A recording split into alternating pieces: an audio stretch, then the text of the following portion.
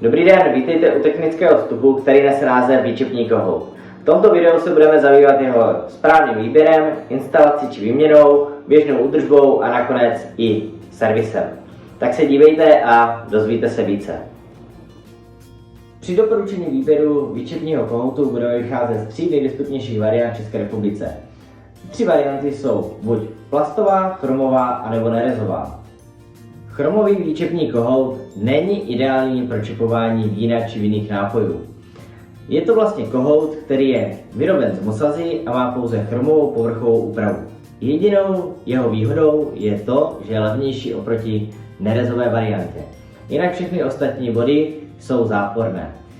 První záporný bod je ten, že není odolný vůči korozi, vlhkosti, je náročnější na běžnou údržbu a na celkovou sanitaci a po delší době užívání může ovlivňovat chuť nápoje. Plastový výčepní kohout je ideální pro čepování vína či vinných nápojů.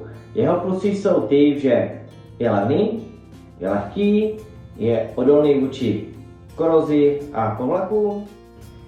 Poslední variantou je nerezový výčepní kohout. Tento kohout je ideální pro čepování vína či vinných nápojů. Má spoustu výhod a jednu jedinou nevýhodu. Ty výhody jsou, že je odolný vůči vlhkosti, vůči korozi, vůči mechanickému poškození, vůči časté údržbě či běžné údržbě. A jedinou jeho nevýhodou je to, že jeho pořizovací cena je vyšší. Ale rozhodně i přesto doporučujeme tento výčepní kohout. A tento výčepní kohout z nerezu můžete nalézt na našem e-shopu. Nyní si ukážeme výměnu a instalaci výčepního kohoutu. Při výměně výčepního kohoutu jako první krok uděláme, že odrazíme nadažečku od nádoby s tekutinou, odčepujeme z trubek přebytečnou tekutinu. Jakmile je potrubí prázdné, vypneme přívod vzduchu na pneumatické membráně a znovu otevřeme výčepní kohout, aby jsme upustili přebytečný tlak vzduchu. K výměně výčepního kohoutu budete potřebovat speciální klíč na uvolnění kohoutu. Ten postup je jednoduchý. Výčepní kohout, který se budeme snažit vyměnit, je zapotřebí ho prvotně povolit. Povoluje se tak, že kroutíme ve směru hodinových ručiček.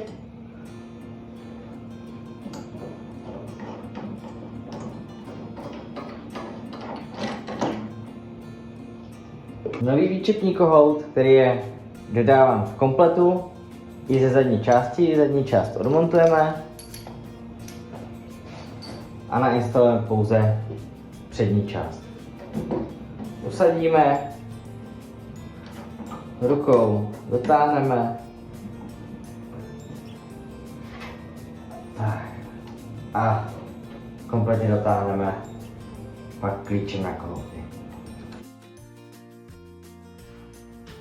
Nyní jsme si ukázali výměnu výčepního kohoutu na chladicím výčepním zařízení, ale co dělat, když výčepní kohout nemám na chladicím zařízení, ale mám ho na nějakém tunelu, nějakém sudu, překlíšce nebo čímkoliv jiném.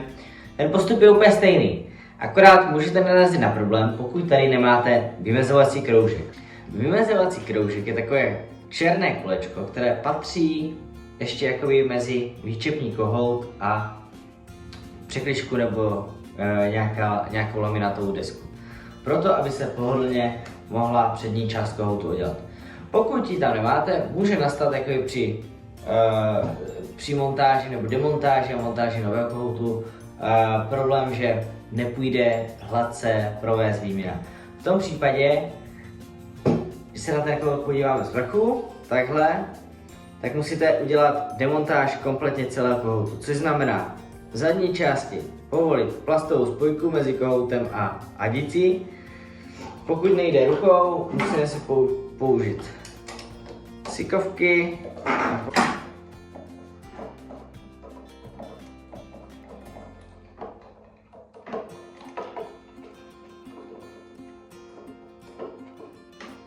U výčepního kohoutu, pokud máme krátký závit a máme laminátovou desku, tak vůbec vymezovací kroužek nedáváme, protože v tom případě nedotáhneme plastovou spojku mezi výčepním kohoutem a hadicí, protože stěna je moc tlustá, závit je moc krátký. A v ten moment by to bylo o tom, že by vám tam protíkalo víno. My máme krátký závit, takže vymezovací kroužek nedáváme. Dáme rovnou, takhle namontujeme nový kohout. Lehce dotáhneme. Kontrolujeme, jestli je vevnitř těsnění. Pokud tady je černé těsnění, můžeme montovat zpátky. Pokud ne, je nutno ho instalovat, jinak vám tam bude prokapávat tekutina. Tak, a máme vyměněný kompletně výčepní kohout. Pak následně připojíme zpátky vzduch, narazíme backingu s vínem,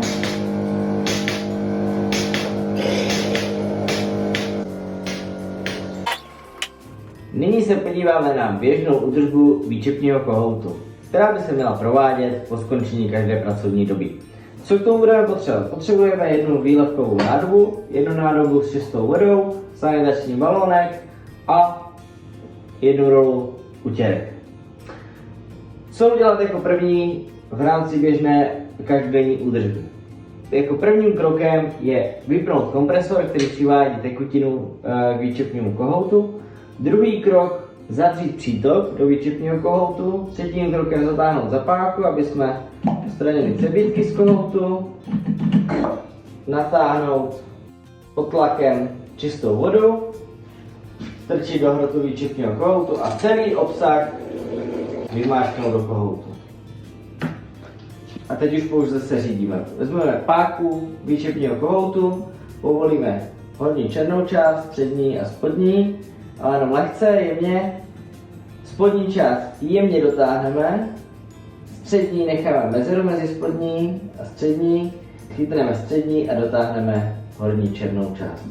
V tuto chvilku je kohout seřízený, tak jak má být, pouze vezmeme kuchyňskou utěrku a dočistíme kohout od denního používání, aby byl čistý a nebyl na něm nánosy.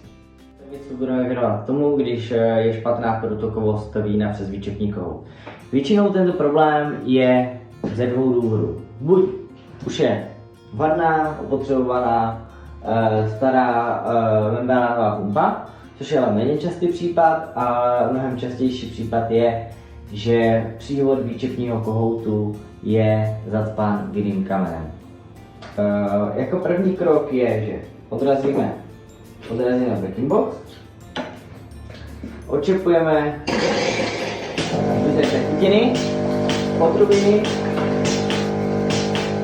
tekutiny pryč, vypneme přívod vzduchu do membránové pumpy, vypustíme přebytečný tlak, výčepní kohout povolíme, demontujeme, dáme, zpátky navrátíme nádobu na otokovou tekutinu, chystáme si nádobu s vlažnou vodou, do nádoby s vlažnou vodou ponoříme narážeč backing boxu a opatrně, jenom lehce dáme vzduch do membránové pumpy.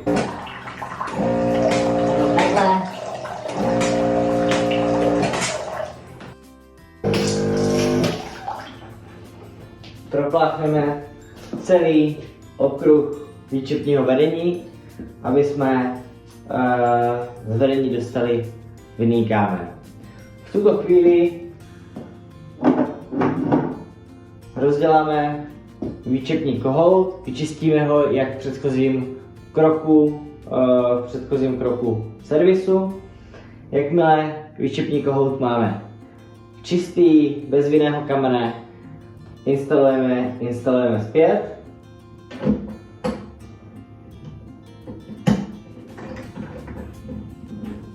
Natáhneme.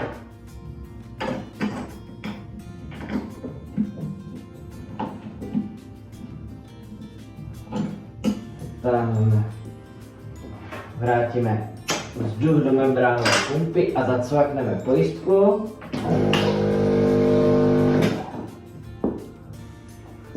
A máme výčepní vedení a výčepní kohout odstraněn od vinného kamene. To je vše. Tohle je konec celkového technického vstupu ohledně výčepního kohoutu a já doufám, že vám tenhle vstup aspoň trochu ulehčil a pomohl při situacích a patálích ohledně výčepního kohoutu.